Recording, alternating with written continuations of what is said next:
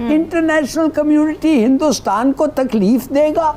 हमारे लिए, मुसलमानों के लिए आप समझते हैं हिंदुस्तान को इंटरनेशनल?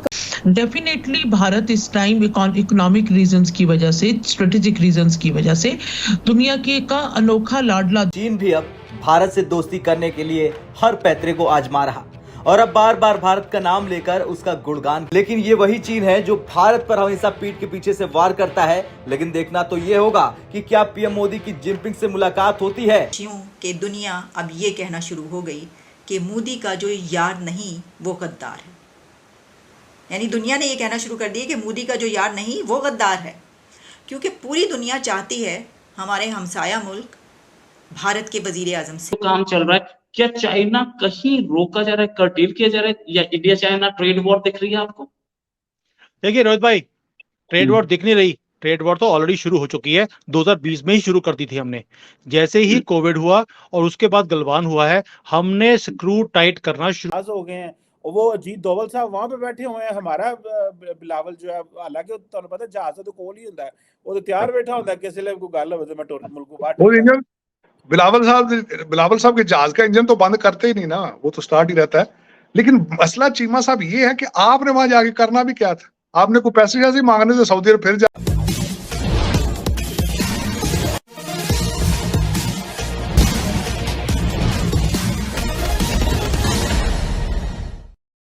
ब्रिक्स की मीटिंग साउथ अफ्रीका में होने वाली है, जिसमें प्रधानमंत्री मोदी वर्चुअली अटेंड करना चाहते थे, लेकिन चीन चाहता था कि प्रधानमंत्री मोदी वहां आए, क्योंकि चीन के राष्ट्रपति शी जिनपिंग भी वहां जा रहे हैं। और यही नहीं, चीनी राष्ट्रपति ने फिर एक बार प्रधानमंत्री मोदी से इस मीटिंग के पूर्व मिलने की इच्छा जाहिर की है, जिसको ग्लोबल टाइम्स ने प्रकाशित भी किया है।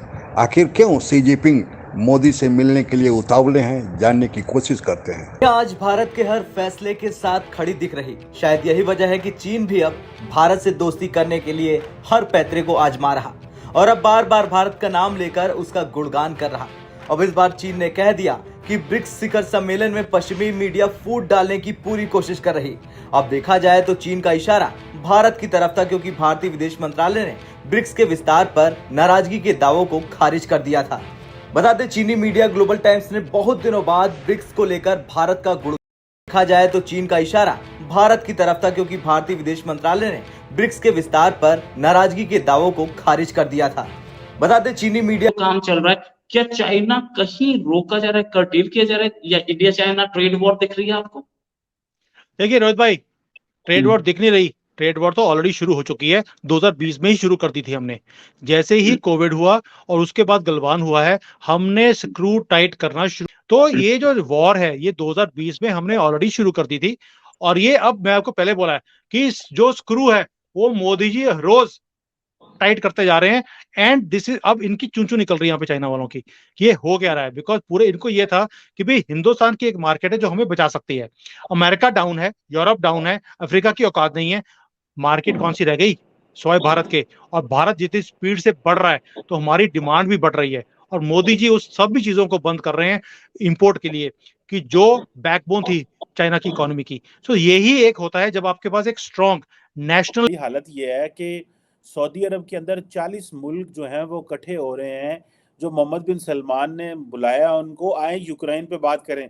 हमारा बंदे ही कोई नहीं है तारड़ साहब। हम तो वो यूक्रेन का वजीर खारजा पाकिस्तान आया, बिलावल ने फोन किया इधर उधर, उसने लगता है सऊदियों को फोन नहीं किया, वो नाराज हो गए हैं। और वो अजीत डोवल साहब वहां पे बैठे हुए हैं। हमारा बिलावल जो है, हालांकि तुहानू पता जहाज तो कोल ही हुंदा है, वो तो तैयार बैठा हुंदा है किसी ले कोई गल होवे तो मैं टोर मुल्क बाहर। वो इंजन बिलावल साहब के जहाज का इंजन तो बंद करते ही नहीं ना, वो तो स्टार्ट ही रहता है। लेकिन मसला चीमा साहब ये है कि आपने वहां जाके करना भी क्या था? आपने कोई पैसे जैसे मांगने से सऊदी अरब फिर जाके उन्होंने कहा यार रहने देना, प्लीज ना मंगाओ, इन्होंने होटल च भी रखना पैना है, फिर होटल के पैसे भी देने पैने। ठीक, आप मुझे ये बताएं, आप यूक्रेन में कर भी क्या सकते हैं? आप किसी दुनिया के प्लेटफॉर्म, किसी प्लेटफॉर्म पे आप क्या कंट्रीब्यूट कर सकते हैं? ये मेरा क्वेश्चन मार्क है। भारत के साथ भारत जिस तरह की एक जाइंट इकोनॉमी बनती जा रही, इंटरनेशनल कम्युनिटी हिंदुस्तान को तकलीफ देगा? हमारे लिए, मुसलमानों के लिए आप समझते हैं हिंदुस्तान को इंटरनेशनल कम्युनिटी तकलीफ देगी जब उनका ट्रेड है इतना, उनके इन्वेस्टमेंट्स हैं इतना? क्या बात कर रही हैं बीबी, खुदा के लिए भूल जाएं, ये एक नया दुनिया बन रहा है, ये आप देखेंगे कि हिंदुस्तान क्या क्या नहीं आते हैं। अब ग्लोबल टाइम्स भारत का गुणगान कर रहा है। इसके पीछे की जो सबसे बड़ी वजह बताई जा रही है वो है कि रॉयटर्स के अलावा ब्लूमबर्ग ने भी अपने एक लेख में लिखा था कि भारत भी ब्रिक्स से विस्तार का विरोध कर रहा है, जिसे चीन ने प्रस्तावित किया है। मतलब रिपोर्ट में ये कहने की कोशिश की गई है कि चीन भारत देशों के 20 तनाव ब्रिक्स ब्लॉक को कभी भी पश्चिमी देशों के लिए एक बड़ा खतरा बनने से रोकेगा। लेकिन दूसरी तरफ चीन इसलिए भी खुश है क्योंकि भारत के विदेश मंत्रालय के प्रवक्ता अरिंदम बागची ने कुछ मीडिया में चल रही निराधार अटकलों और असत्य रिपोर्टों की निंदा की कि देश ब्रिक्स विस्तार के खिलाफ है। उन्होंने कहा कि हमने कुछ निराधार अटकलें देखी कि भारत को ब्रिक्स विस्तार के खिलाफ आपत्ति है, ये बिल्कुल सच नहीं है। तो वहीं इन सब खबरों के बीच बताया जा रहा है कि पीएम मोदी ब्रिक्स शिखर सम्मेलन में शामिल होने के लिए दक्षिण अफ्रीका की यात्रा करेंगे। ट्रस्ट फैक्टर कम है चाइना के ऊपर, इसलिए ऑर्डर्स भी नहीं आ रहे।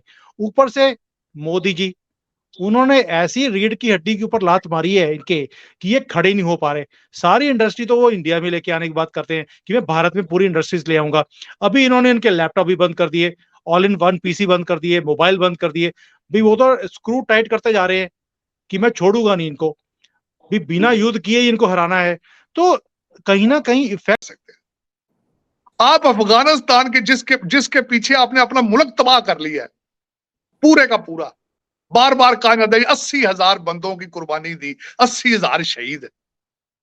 जब वो भी आपसे सलाम लेकर राजी नहीं है तो आप कर भी कैसे, दुनिया को क्या दे? उसमें भी आप फेल हो गए हैं।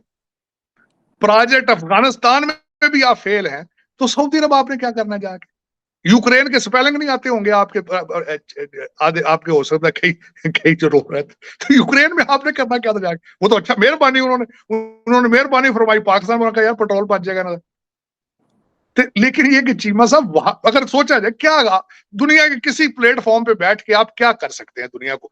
मैंने अगले दिन किसी को कहा कि आप एक्सपोर्ट करने के लिए चीज कोई नहीं, इंपोर्ट करने के लिए डॉलर कोई नहीं, फॉरेन पॉलिसी मौजूद नहीं है। जहां फॉरेन पॉलिसी जहां से पैसे आते हैं वो फॉरेन पॉलिसी है आपकी। तो किसी प्लेटफॉर्म पे आपकी कंट्रीब्यूशन, पार्टिसिपेशन क्यों जरूरी है? क्या करेंगे आप? मेरे ख्याल में तो कुछ भी नहीं। ब्रिक्स देशों की बैठक इसी माह के 22 से 24 अगस्त तक साउथ अफ्रीका की राजधानी में होने जा रही है। पहले प्रधानमंत्री मोदी इसमें व्यक्तिगत रूप से जाने की इच्छा जाहिर नहीं किए थे, वे वर्चुअली इस मीटिंग में भाग लेना चाहते थे।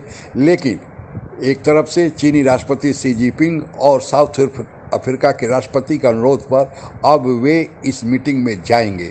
दरअसल इस मीटिंग में रूस के राष्ट्रपति पुतिन का आना संभव नहीं दिख रहा है। ऐसे में भारत भी नहीं जाता तो यह मीटिंग पूरी तरफ से फ्लॉप हो जाती। ब्रिक्स दरअसल चीन के इनिशिएटिव पर बनाया गया था और आज इसमें 5 देश शामिल हैं, जिसमें ब्राज़ील, रसिया, इंडिया, चाइना और साउथ अफ्रीका हैं। तो जो चीन का मूल मकसद यह था कि वहाँ पर प्रधानमंत्री मोदी आए तो उसके पहले प्रधानमंत्री मोदी से अगर मुलाकात हो जाए, जैसा कि चीन चाहता है और उसके ग्लोबल टाइम्स अखबार ने प्रकाशित भी किया है, तो भारत और चीन के बीच जो बर्फ अभी पिघली नहीं है वह पिघलना शुरू हो सकती है, क्योंकि इन दोनों राष्ट्राध्यक्षों के साथ में आपस में बड़े अच्छे संबंध पूर्व में रहे हैं। लेकिन चीन ने पीठ में वार किया और गलवान घाटी में जो भारतीय सैनिकों के साथ किया, उसके बाद भारत और चीन के संबंध अभी तक वैसे ही तनावपूर्ण बने हुए हैं। स्थिति कंट्रोल में है, फिर भी दोनों देशों की सेनाएं सीमा पर अड़ी हुई हैं। लेकिन उसके बाद से दोनों राष्ट्राध्यक्षों के बीच में कोई वार्ता नहीं हुई है। हालांकि इन बाली में मुलाकात हुई थी और केवल संक्षिप्त एक दूसरे से थोड़ी देर के लिए आमने सामने आए थे, उसके बाद मामला आगे नहीं बढ़ सका है। क्योंकि चीन पूरी दुनिया में अलग थलग पड़ गया है। पहला निशाना जो अमेरिका उसके सहयोगी देशों का था वह रूस अब के साथ जो ताइवान यूक्रेन का युद्ध चल रहा है, इसमें रूस की स्थिति धीरे धीरे खराब होती जा रही है, क्योंकि इतना शक्तिशाली होते हुए भी करीब 1.25 साल से एक यूक्रेन जैसे कमज़ोर देश के साथ वह अगर लड़ रहा है, हथियारों की कमी है, तो फिर रूस अब नेटो के सामने टिकने लायक नहीं है। भले रूस जीत जाए, लेकिन उसकी पोल खुल गई है। भारत उससे तेल खरीद कर उसे खड़ा किए हुए है, लेकिन रूस की हालत आर्थिक रूप से उतनी अच्छी नहीं है। अब जो ताइवान और चीन के बीच मामला चल रहा है, अमेरिका जैसे देश चाहते हैं कि चीन उसमें उलझे और चीन को कमज़ोर किया जाए, क्योंकि रूस से नहीं खतरा है, ज़्यादा खतरा चीन से है, क्योंकि चीन सामरिक और आर्थिक दोनों रूप से मजबूत है और अमेरिका के सुपर पावर को वह चुनौती दे रहा है।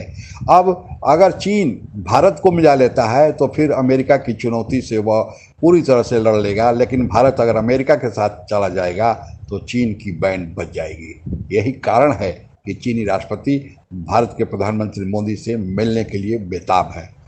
आज के लिए बस इतना ही। जय हिंद। आप अगर हमसे जुड़ा रहना चाहते हैं तो कृपया मेरे चैनल को सब्सक्राइब करें तथा बेल आइकन भी दबा दें ताकि नई वीडियो की जानकारी तुरंत आप तक पहुंच जाए। धन्यवाद। जय हिंद।